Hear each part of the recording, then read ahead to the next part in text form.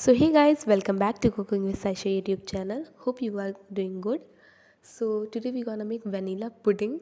So let's start.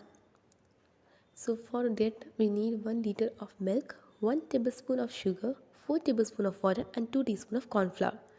Okay, now take 1 liter of milk, boil it nicely, then put it on medium flame for 10 minutes at least and remove this malai which is fat, and then add 2-3 drops of vanilla and then sugar and then your cornstarch.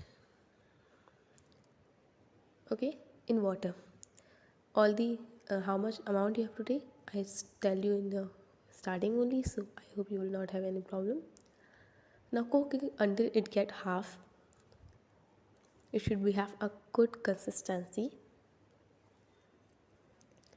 I think in approximately 10 minutes it will.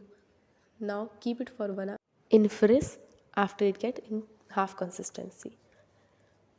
After that you have to whisk it on the highest speed for at least 5 to 10 minutes, and then you can see the perfect consistency.